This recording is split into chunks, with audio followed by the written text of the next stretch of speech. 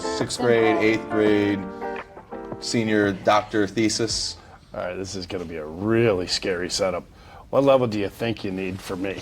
I'll take it down to the seventh grade reading level. Yeah, I would do it for that, right? So I'm not quite sure how that makes me feel, but let's go. So the technology itself is actually not that complicated.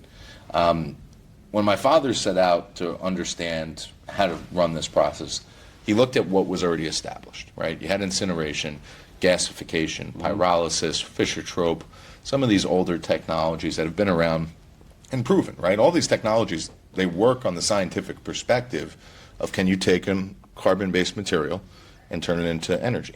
They all can do that. Right. The issue is their energy efficiencies and the products and energy that you're actually creating. The output. Right? Yeah. So most of these technologies are what we call thermal energy technologies, meaning they're heat-based, right? You burn stuff. Exactly. Yeah. Now, we use heat. How did I do for seventh grade, by the way? Very good. Well, it's not always burning, though, All right? right, we heat it up really Pyrolysis hot. is not burning, right? You're Talk to us putting about things. it. Seriously. Well, so pyrolysis, you have a reactor, Yep. right? You put your material inside the reactor, Right. and you heat the outside of the reactor to a couple thousand degrees, right? Sometimes 2,000 Okay. degrees Fahrenheit. Yep. And what happens is the materials inside Breaks there's down. no oxygen, so it can't catch fire. Aha. So they're bonds, That's the cool. carbon bonds, Okay. right? So we all remember carbon Yeah, bonds yeah, yeah. from high school chemistry. Yep. Those They start break. breaking Yeah. because of the heat, Nice. right? Now we do something similar, but we don't use heat to break the bonds. So we have figured out the magic, and the magic is water, right? Pyrolysis, gasification, incineration, they all do a drying step before the reaction. Okay, yes, they got to prep it to be able to activate it. We need a certain amount of water inside our process. So we do a reaction that breaks down chemicals down at the molecular level, right? We could take sugar. With water and, With and water, no yeah. activation of thermal? We use thermal. I'll get Okay, there. okay. So think of sugar, C6H12O6, right? 6 carbon molecules, 12 hydrogen, 6 oxygen. What we do is we take that sugar molecule, we heat it up in the presence of water. And when you heat water under pressure, you actually break the H2O bond, right? And you take that H2O and you cleave it into oxygen and 2 atomic hydrogen molecules, right? Not H2, what everybody sees when we're talking about hydrogen energy, that's H2. We're talking atomic hydrogen, H plus, right? So it's just that one proton spinning around, right? That is a very reactive compound. I was just going to say, so now that's entering a whole new...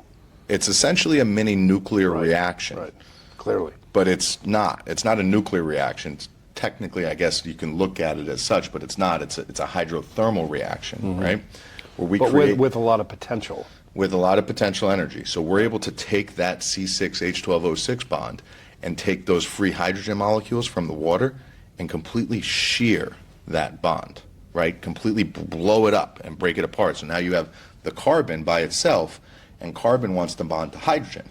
So now you have all these free hydrogen molecules floating around with the carbon sitting there by itself, and they bond together, and then you get carbon with 4 hydrogens around it, which is methane.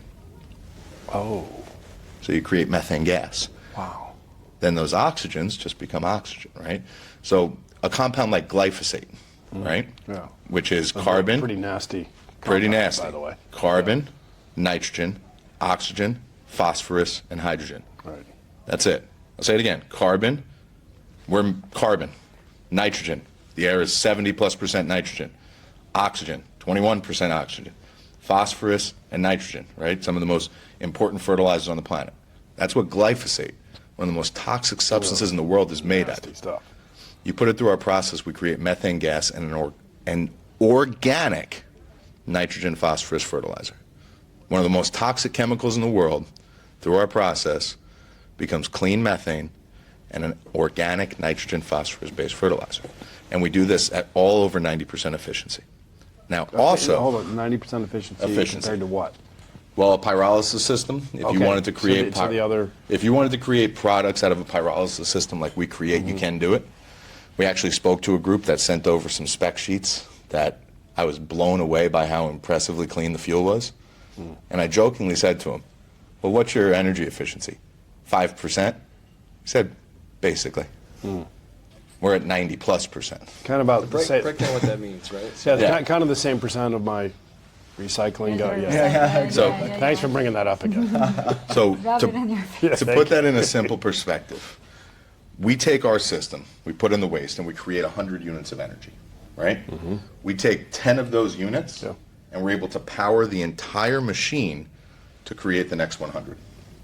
Holy cow! Now, Did the everybody pyro- get? Did I mean that? Yeah. That's starting to dance with Oh, laws of physics. And wait, just wait, because we're looking at a we couple go of to new eighth grade process now? loops. I'm gonna take it straight to quantum physics. Let's go, We're baby. looking at some really cool Yeah. process loops right now, where we're gonna take our energy efficiencies over 100%. That's we what. will That's be. that's cool because that's exactly where I wanted to go. So I was We gonna will ask. be the only net energy producing technology in the civilian world. And you've only, I guarantee and we're you've gonna only get got it there. 15% more to go. Less. Less than 10. We've gotten than it up to 10? 93% at our last efficiency rating, which means 7 units technically. And if you use a really high yielding feedstock like tires or plastic, your yields are even higher because you create so much energy. So what we can do with this technology, and this is, look, we're not a technology company, we're not a waste to energy company, we are a solutions provider. So companies will come to us, they have a waste problem. We're not just going to solve their waste problem, but we're going to provide them energy. We're going to provide them a food forest. So every single one of our systems comes with a food forest design. We have permaculturalists on staff. Gozda and I actually founded a regenerative agriculture company before we started this path. So every single system comes with food because there's 2 types of fertilizers that come out of the system. You have biochar and liquid Do me a favor, fertilizer. switch hands with a mic. 'Cause you're saying way too much important Oh. stuff. I talk with my hands too, Yeah. but I just want that to stay We got steady. we got biochar and liquid fertilizer. So you use the fertilizers off the system to irrigate water and fertilize your food forest. Now, this is- then you this have is- all the energy. This is quantum. I mean, this is magic. This is beautiful. This is Because why the exponential, I got it. I mean, the exponential output of the positive. I mean, this is crazy stuff. This is why I've never given up on the path.